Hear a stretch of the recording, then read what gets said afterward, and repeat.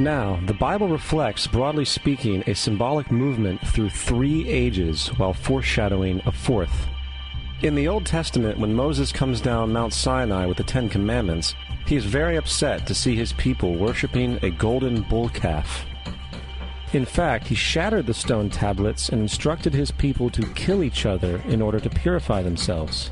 Most biblical scholars will attribute this anger to the fact that the Israelites were worshiping a false idol or something to that effect.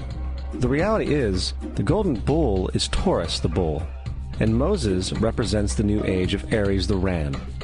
This is why Jews even today still blow the ram's horn.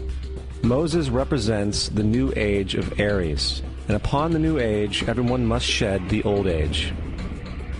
Other deities mark these transitions as well, such as Mithra, a pre-Christian god who kills the bull in the same symbology. Now Jesus is the figure who ushers in the age following Aries, the age of Pisces, or the 2 fish. Fish symbolism is very abundant in the New Testament. Jesus feeds 5,000 people with bread and 2 fish. When he begins his ministry walking along Galilee, he befriends 2 fishermen who follow him. And I think we have all seen the Jesus fish on the back of people's cars. Little do they know what it actually means. It is a pagan astrological symbolism for the sun's kingdom during the age of Pisces. Also, Jesus' assumed birth date is essentially the start of this age. At Luke 22:10, when Jesus is asked by his disciples where the last Passover would be, Jesus replies, "Behold, when ye are entered into the city, there shall a man meet you, bearing a pitcher of water. Follow him into the house where he entereth in." This scripture is by far one of the most revealing of all the astrological references. The man bearing the pitcher of water is Aquarius, the water bearer, who is always pictured as a man pouring out a pitcher of water.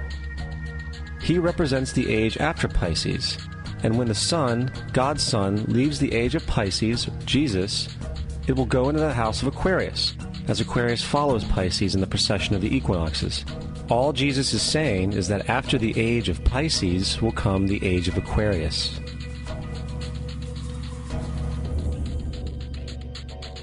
Now, we have all heard about the end times and the end of the world. The cartoonish depictions in the book of Revelation aside, the main source of this idea comes from Matthew 28:20, where Jesus says, "I will be with you even to the end of the world." However, in the King James Version, world is a mistranslation, among many mistranslations. The actual word being used is eon, which means age. I will be with you even to the end of the age, which is true, as Jesus' solar Piscean personification will end when the sun enters the age of Aquarius. The entire concept of end times and the end of the world is a misinterpreted astrological allegory. Let's tell that to the approximately 100 million people in America who believe the end of the world is coming. Furthermore, the character of Jesus being a literary and astrological hybrid is most explicitly a plagiarization of the Egyptian sun god Horus. For example, inscribed about 3,500 years ago on the walls at the Temple of Luxor in Egypt are images of the Annunciation, the miracle conception, the birth, and the adoration of Horus. The images begin with Thoth announcing to the Virgin Isis that she will conceive Horus, then Neph, the Holy Ghost, impregnating the Virgin, and then the virgin birth and the adoration. This is exactly the story of Jesus' miracle conception. In fact, the literary similarities between the Egyptian religion and the Christian religion are staggering.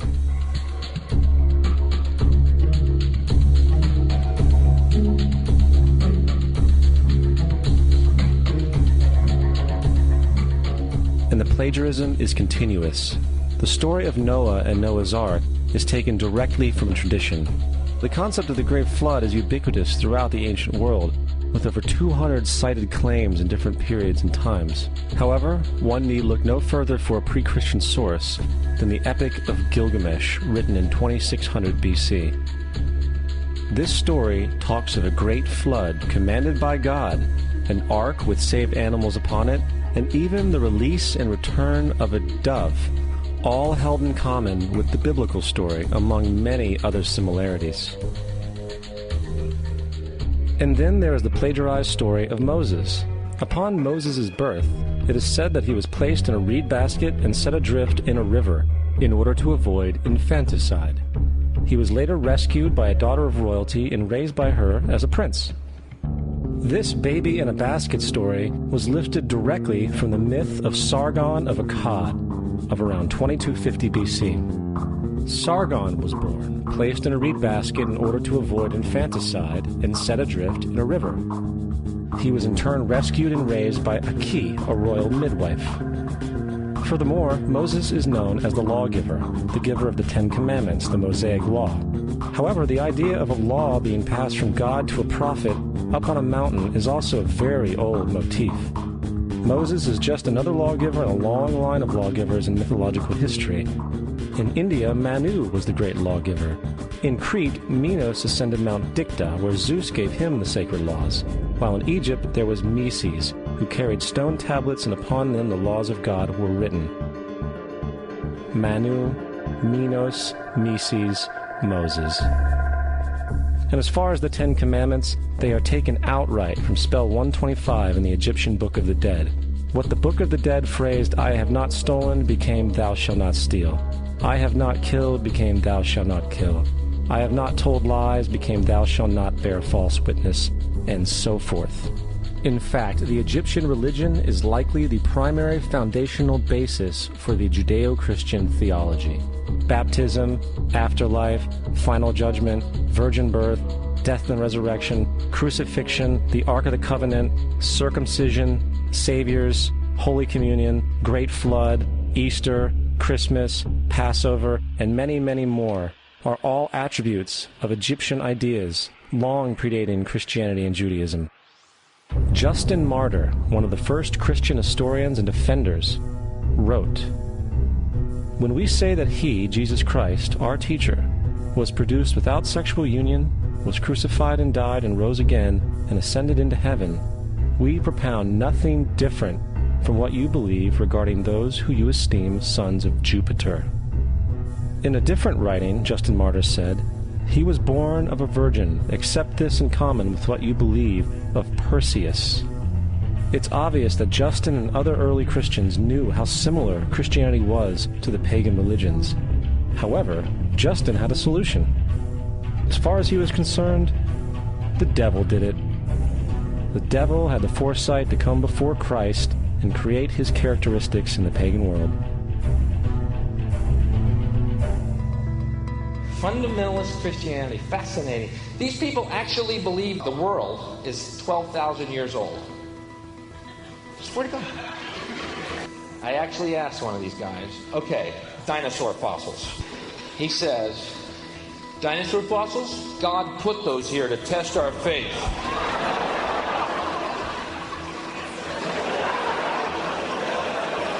I think God put you here to test my faith, dude.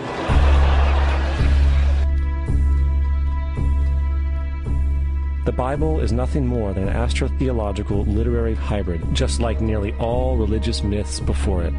In fact, the aspect of transference of one character's attributes to a new character can be found within the book itself. In the Old Testament, there is the story of Joseph. Joseph was a prototype for Jesus. Joseph was born of a miracle birth. Jesus was born of a miracle birth. Joseph was of 12 brothers. Jesus had 12 disciples. Joseph was sold for 20 pieces of silver. Jesus was sold for 30 pieces of silver. Brother Judah suggests the sale of Joseph. Disciple Judas suggests the sale of Jesus. Joseph began his work at the age of 30. Jesus began his work at the age of 30. The parallels go on and on. Furthermore, is there any non-biblical historical evidence of any person living with the name Jesus, the son of Mary, who traveled about with 12 followers, healing people and the like? There are numerous historians who lived in and around the Mediterranean, either during or soon after the assumed life of Jesus. How many of these historians document this figure? Not one. However, to be fair, that doesn't mean defenders of the historical Jesus haven't claimed the contrary. 4 historians are typically referenced to justify Jesus' existence. Pliny the Younger, Suetonius, and Tacitus are the first 3. Each one of their entries consists of only a few sentences at best, and only refer to Christus or the Christ, which in fact is not a name but a title. It means the Anointed One. The 4th source is Josephus, and this source has been proven to be a forgery for hundreds of years. Sadly, it is still cited as truth. You would think that a guy who rose from the dead and ascended into heaven for all eyes to see and performed the wealth of miracles acclaimed to him would have made it into the historical record. It didn't, because once the evidence is weighed, there are very high odds that the figure known as Jesus did not even exist.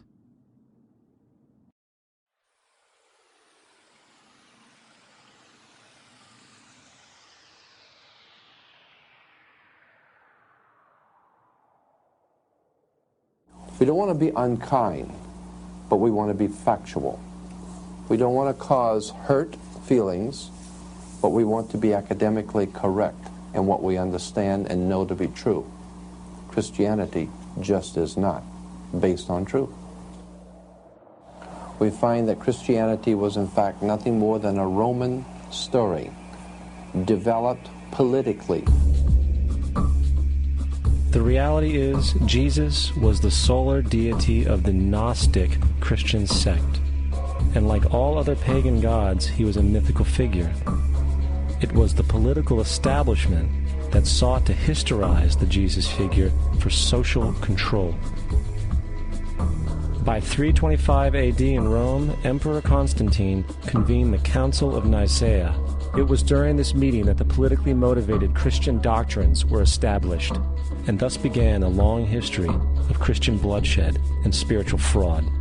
And for the next 1600 years, the Vatican maintained a political stranglehold on all of Europe, leading to such joyous periods as the Dark Ages, along with enlightening events such as the Crusades and the Inquisition.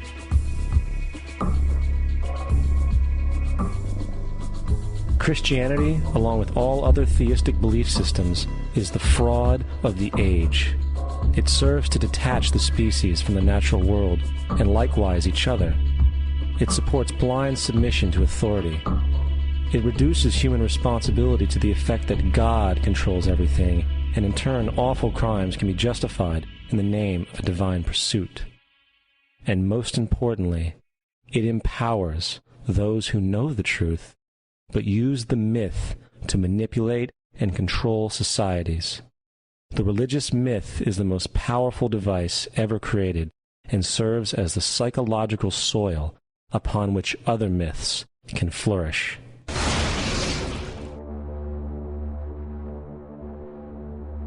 A myth is an idea that, while widely believed, is false.